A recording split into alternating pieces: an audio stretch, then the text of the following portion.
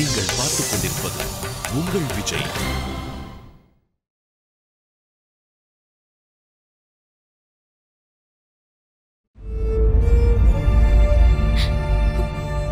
பாய்க்கா.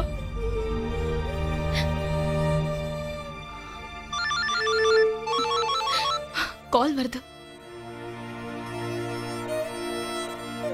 அக்கா, எனக்கு டாக்ஸி வந்துருச்சுன்னு நினைக்கிறேன். லாவண்யா, நான் வேணும்னா உன்னை ட்ராப் பண்றேன். நோ அஸ்வின், நானே போய்க்கிறேன்.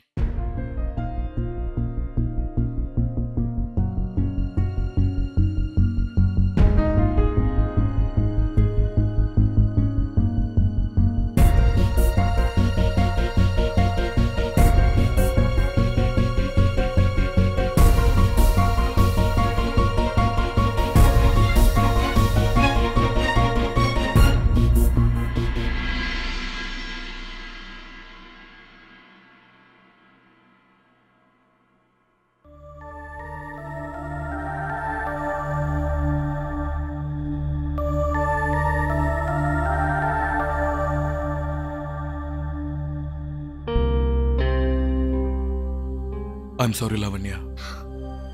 It's okay. பட் உன் லைஃப்ல காதல்னு ஏதாவது வந்தா அதுல நீ சீரியஸா இருக்கணும் அஸ்வின். ஏன்னா காதல் நம்ம வாழ்க்கையில ஒரு முக்கியமான விஷயம். அந்த உறவு ரொம்ப ஆழமானது. எந்த சிச்சுவேஷன்லயும் நீ உண்மையா லவ் பண்ற பொண்ணை கைவிட்டுறாத.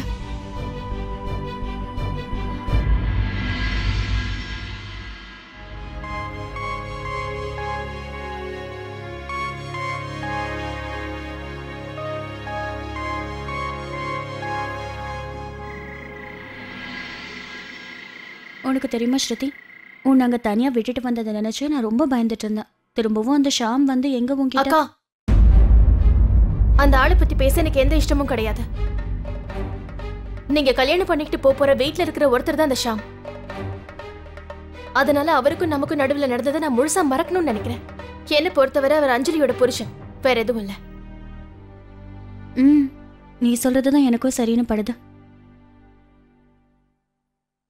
சரி ஸ்ருதி, லாவண்யா என்ன பிரச்சனைன்னு உங்ககிட்ட ஏதாவது சொன்னாங்களா என்ன?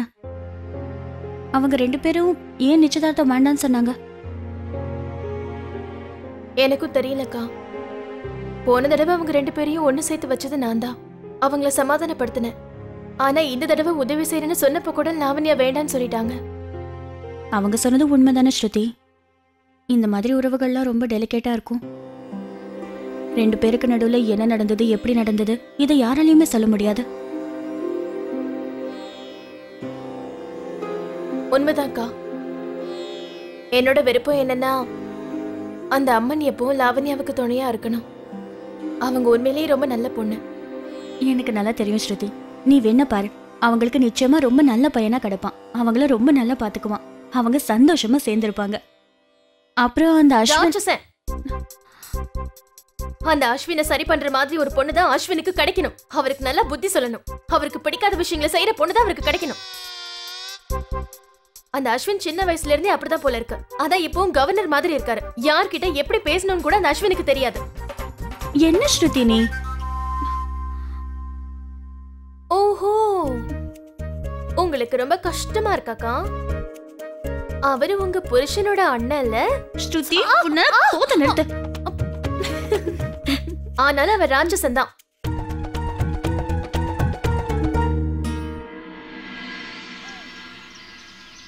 உன்னோட ஃப்ளைட் லேண்ட் ஆயிடுச்சா? சரி. ஒருவேளை உனக்கு ஏதாவது தேவைன்னு சொன்ன.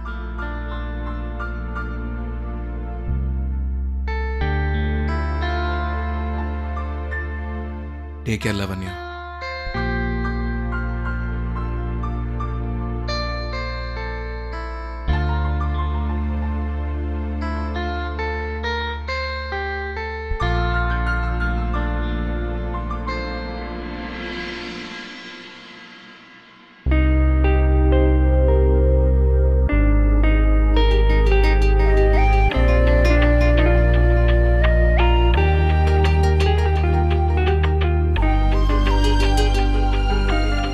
இந்த புக் என் சார்பா நான் உனக்கு கொடுக்குற கிஃப்ட்.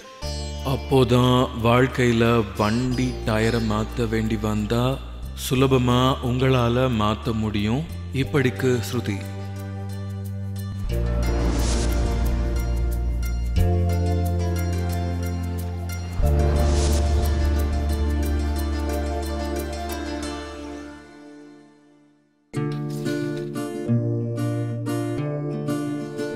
வா வா வாட் த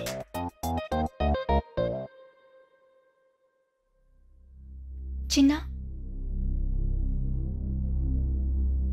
நீ என்கிட்ட சொன்ன விஷயத்தை பத்தி நான் யோசிச்சு பார்த்தேன். நீ சரியா தான் சொல்லியிருக்க சின்னா. கல்யாணங்கிறது காலம் பூரா கூட இருக்க வேண்டிய விஷயம். ஒருவேளை அந்த பொண்ணோ பையனோ அந்த உறவுக்கு அவங்க தயாரா இல்லைங்கிற போது நீயும் லாவண்யாவும் இப்ப அப்படி ஒரு முடிவு எடுத்திருக்கீங்க. அந்த முடிவால நீங்க 2 பேரும் சந்தோஷமா இருக்கிறீங்கன்னா கண்டிப்பா அது நல்ல முடிவா தான் இருக்கும். ஐ நோக்கா, மற்றவங்க என்ன புரிஞ்சுக்கிறாங்களோ இல்லை புரிஞ்சுக்கலையோ, நீங்க என்ன புரிஞ்சுக்குவீங்கன்னு தெரியும்.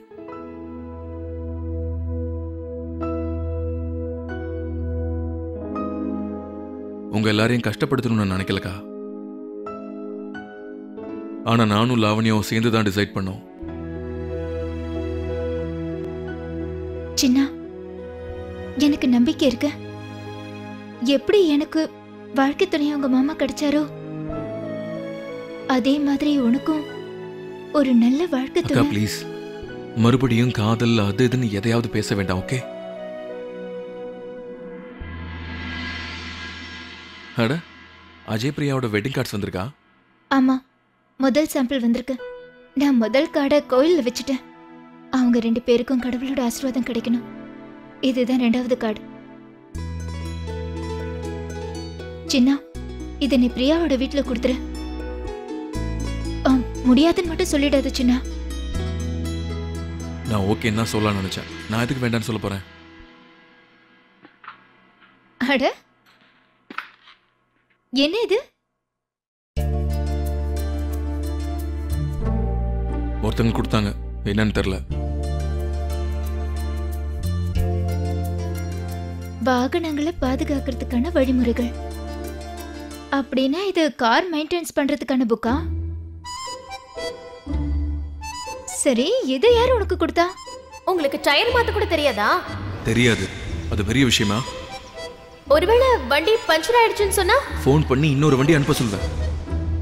சின்னா, என்னாச்சு? ஓ, ஒன்றும் இல்லைக்கா, நான் இப்போ வந்துடுறேன்.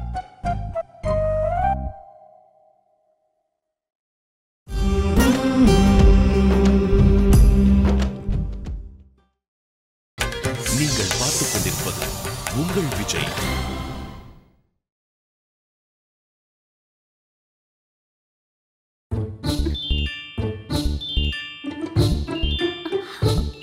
எங்க பாருங்க பிரியா. ஸ்ருதி, ஸ்ருதி, ஏய், என்ன விளையாட்டு இது? முதல்ல அத கொடு.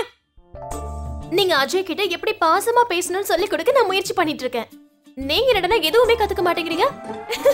ஏய் ஸ்ருதி, ஸ்ருதி டவல கொடு. ஸ்ருதி, சொன்ன கேளு. ஏன் ஸ்ருதி இப்படி பண்ற? முடிஞ்சா என்கிட்ட இருந்து வாங்கிக்கோங்க. இங்க பாரு ஸ்ருதி, அம்மா கூடயும் அத்தை கூடயும் சேர்ந்து நான் கொஞ்சம் மார்க்கெட்டுக்கு போகணும். அவங்க கொஞ்ச நேரத்துல கிளம்பலான்னு சொல்லுவாங்க. அதனால ஸ்ருதி. அக்கா, நீங்க அஜய் கிட்ட இப்படிதான் பேசுவீங்களா? சரி பரவாயில்ல, விடுங்க, நான் உங்களுக்கு சொல்லி தரேன். என்னங்க, அந்த டவலை கொஞ்சம் சீக்கிரம் கொடுங்களேன். புஜ்ஜியையும் குட்டியையும் ஸ்கூலுக்கு அனுப்பணும், நேரம் ஆகுது. ஒரு விஷயம் சொல்லுவாக்கா, அந்த அஸ்வினோட வீடு ரொம்ப பெரிய வீடு. அதனால நீங்க ஓடணும்னு நினைச்சாலும் ரொம்ப தூரம் ஓடணும்ல. ஸ்ருதி, ஏய், அந்த டவல கொடு ஸ்ருதி. நான் ரெடி ஆகணும், சொன்ன கேளு. ஸ்ருதி, சரி சரி சரி சரி சரி சரி நான் உங்களுக்கு காட்டுறேன். ஏய் ஸ்ருதி. சரிங்கக்கா, இப்ப ஆரம்பிக்கலாம். நீங்க தான் அஜய், நான் தான் நீங்க. இல்ல இல்ல இல்ல இல்ல, நீங்க தான், நான் தான் இப்ப அஜய். ஆரம்பிக்கலாமா? பிரியா, நீங்க எங்க இருக்கீங்க? பிரியா, கொஞ்சம் டவல் கொடுங்களேன். எப்படி நான் உன்கிட்ட டவல் கொடுக்க முடியும்? டவலை தான் உன் கையில வச்சிட்டு இருக்கல. ஆமால. இப்ப திரும்ப ஆரம்பிக்கலாம். பிரியா, கொஞ்சம் டவல் கொடுக்குறீங்களா? பிரியா,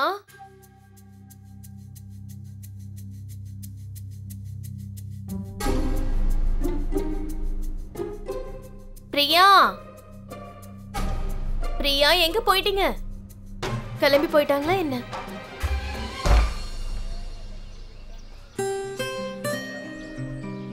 நீங்களா? வாங்க உள்ள வாங்க.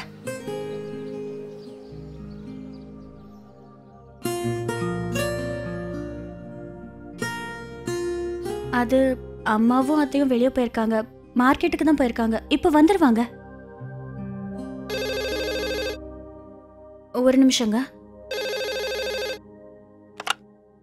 ஹலோ, பிரியா எங்க இருக்கீங்க? நீங்க இருக்கீங்களா? பிரியா, இந்த நிலைமையில என்ன விட்டுட்டு போறது உங்களுக்கே நியாயமா இருக்கா? எங்க போயிட்டீங்க பிரியா? அம்மா வெளியே போயிருக்காங்க. ஆமாங்க, அத்தையும் போயிருக்காங்க. பிரியா, பிரியா எங்க இருக்கீங்க? நீங்க செய்யறது நியாயமே கிடையாது. என்ன இந்த மாதிரி விட்டுட்டு போயிருக்கீங்க. பிரியா, சீக்கிரம் வாங்க. பிரியா, அக்கா இருக்காங்களே, என்னையே இப்படி பண்றாங்கன்னா நாளைக்கு அஜய் என்ன பண்ண போறாங்களோ? பாவம் அஜய். குளிச்சதுக்கு அப்புறம் பயங்கரமா குளிரும். இங்க வேற குளிர் ரொம்ப அதிகமா இருக்கு. ரொம்ப பாவம். கல்யாணத்துக்கு அப்புறம் இவங்களுக்குள்ள நடக்கிற விஷயத்தை நான் ஒரு புக்காவே எழுதிடலாம். அக்காவும் மாமாவும் போட்ட சண்டைகள். எழுதினது பெரிய ரைட்டர் ஸ்ருதி. சைட்ல பிரியா தங்கச்சி.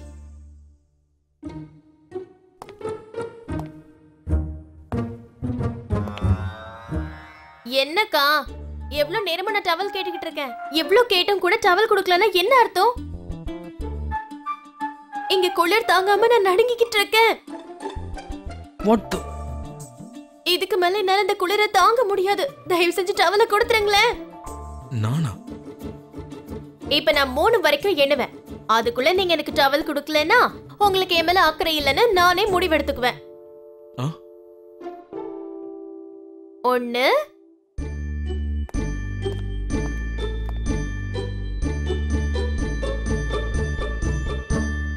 2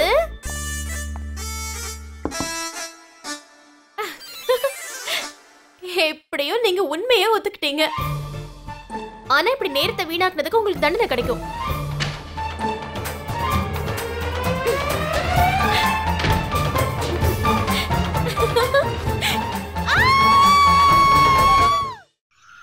புரோகிதரையா, நீங்க என்ன சொல்றீங்க?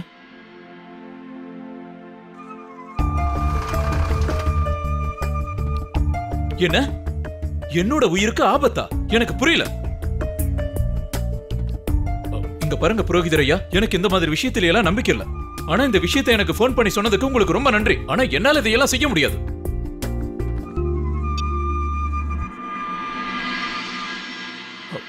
அட ராணியம்மா, நீ எப்ப வந்த? நீங்க பண்டிதர்கிட்ட தானே பேசிட்டு இருந்தீங்க? அவர் என்ன சொன்னாரு? நீங்க ஏதோ உங்க உயிருக்கு ஆபத்து அப்படின்னு. அட அதெல்லாம் ஒண்ணு இல்ல ராணியம்மா. இந்த பண்டிதர்கள்லாம் தேவையில்லாம ஏதாவது ஒண்ணு பேசிட்டே இருப்பாங்க, வேற ஒண்ணும் இல்ல. இப்ப எனக்கு ஏதோ சனி பயிற்சி நடந்துட்டு இருக்கான், அதனால எனக்கு ஏதோ ஆபத்து இருக்குன்னு சொல்றாரு. அட கடவுளே, பண்டிதர் ஏதாவது பரிகாரம் சொன்னாரா?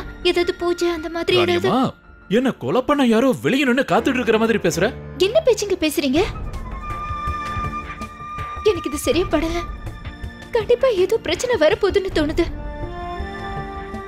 அன்னைக்கு என் தாலி அருந்து கீழே விழுந்ததுல அப்பவே நான் பயந்து ஏதோ பிரச்சனை வரப்போகுதுன்னு நினைச்சேன். தயவு செஞ்சு சொல்லுங்க, பண்டிதர் என்ன சொன்னாரு? அவர் என்ன பரிகாரம் பண்ணணும்னு சொன்னாரு? சொல்லுங்க. புரோகிதர் ஐயா என்ன சொன்னாருன்னா, இப்ப நான் கொஞ்சம் ஜாக்கிரதையா இருக்கணுமா. பக்தி சம்பந்தப்பட்ட நிறைய புக்ஸ படிக்க சொன்னாரு. அப்புறம் விரதம் இருக்க சொன்னாரு. வெள்ளை நிறத்தில் இருக்கிற ட்ரெஸ் எல்லாம் போடக்கூடாதாமா. நான் புரோகிதர் ஐயா கிட்ட சொன்ன, இதுல எல்லாம் எனக்கு கொஞ்சம் கூட உங்களுக்கு நம்பிக்கை. இந்த மாதிரி விஷயத்துல நம்பிக்கை இருக்கோ இல்லையோ எனக்கு தெரியாது. ஆனா எனக்கு முழு நம்பிக்கை இருக்கு. நான் என்ன வேணாலும் பண்ண தயாரா இருக்கேன். உங்களுக்கு எதுவும் ஆயிடக்கூடாதுங்க. புரோகிதர் ஐயா சொன்ன மாதிரி நீங்க எதுவும் பண்ண மாட்டேன்னு என்கிட்ட சத்தியம் பண்ணுங்க. எனக்கு சத்தியம் பண்ணி கொடுங்க. அவர் சொல்றபடி கேட்பேன்னு சொல்லுங்க.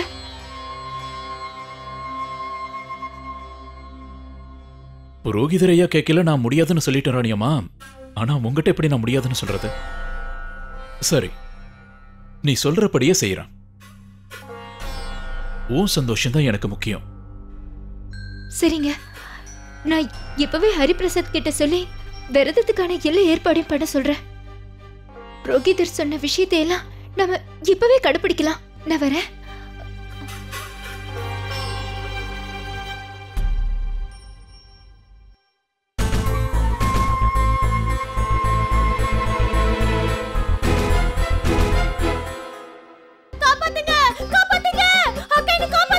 ஸ்ருதி, நீ ஏற்கனவே ஃபுல்லா ட்ரெஸ் போட்டுருக்க பாரு. ஸ்டாப். இருந்தா மட்டும் என்ன? நீங்க எதுக்கு இங்க வந்தீங்க? எவ்வளவு தைரியம் இருந்தா நேரா எங்க ரூமுக்கு வந்திருப்பீங்க. ஆனா நீ தான திரும்ப திரும்ப கத்திட்டு இருந்த. நான் உங்களை கூப்பிடல. ஏன் இப்படி கத்துற? பாருங்கக்கா, நான் உங்களை கூப்பிட்டுட்டு இருந்தேன். ஆனா இவரு வந்து கல்யாணத்துக்கு கார்ட்ஸ் கொடுக்கலாம்னு வந்தேன். டவல் இல்ல.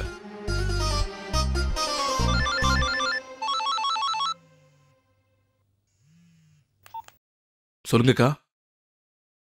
ஸ்ருதி, உன்கிட்ட எத்தனை வாட்டி சொல்லிருக்கேன், கொஞ்சமாவது பார்த்து பேசுன. இப்படி இஷ்டத்துக்கு பேசினா சும்மா இருங்க. சரிக்கா. நான் டவல் கொடுத்துட்டேன். இல்ல கார்டு கொடுத்துட்டேன். வாட்? அப்படியா? இப்ப நான் வந்து ஓகேக்கா, யோ விஷ். சரிக்கா, நான் செய்றேன்.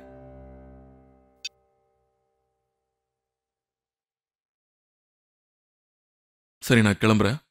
அந்த கார்டை நீங்க எல்லாருக்கும் காட்டிடுங்க. அது அப்பா பக்கத்து ரூம்ல தூங்கிட்டு இருக்காரு. அவர் எந்திரிச்சதும் அவரையும் பார்த்துட்டு. That's okay. டவலோட விளையாடி முடிச்சிட்டேனா என் கூட வீட்டுக்கு வா. என்ன? ராணியம்மா, இந்த விஷயத்தை பத்தி நீ அஸ்வின் கிட்டயும் சொல்லிட்டியா? ஆமாங்க. அது என்னன்னா, எல்லா வேலையும் என்னால எப்படி தனியா பண்ண முடியும்?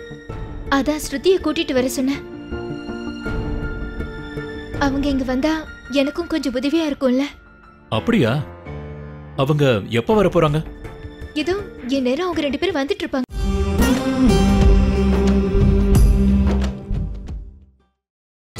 நீங்கள் பார்த்துக் கொண்டிருப்பது உங்கள் விஜய்.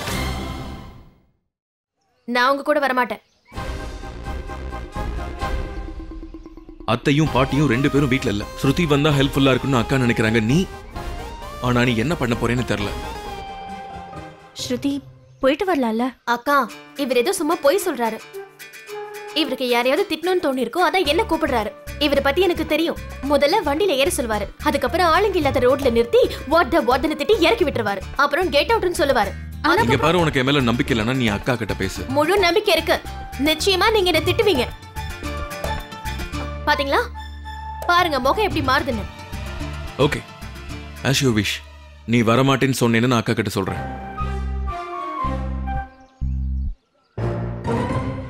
ஸ்ருதி, இப்ப நீ அங்க வேலை செய்யறதில்ல. ஆனா இந்த மாதிரி செய்யக்கூடாது. இப்ப 2 குடும்பத்துக்கும் நடுவுல ஒரு உறவு ஏற்பட்டிருக்கு. அதனால உனக்கும் அந்த வீட்டுக்கும் ஒரு சம்பந்தம் இருக்குல்ல.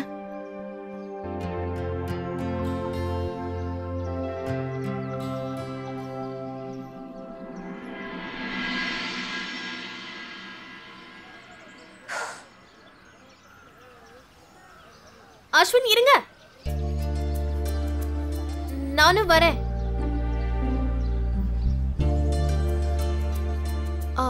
ஒரு நிமிஷம்.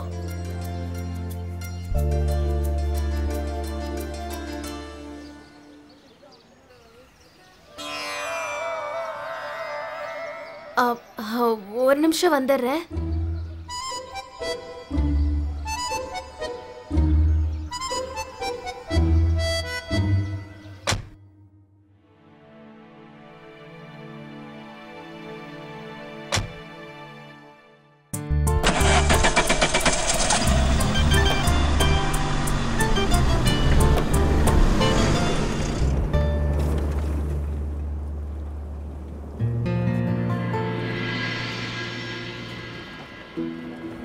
அது வந்து நான் அக்கா கிட்ட சொல்லி கொடுத்துட்டு இருந்தேன்.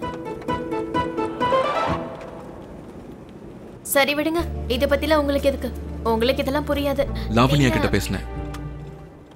அவ சேஃபா ரீச் ஆயிட்டா. இந்த விஷயத்த உன்கிட்ட சொல்ல சொன்னா. காலையில் நான் அவளுக்கு கால் பண்ணியிருந்தேன். Are you listening?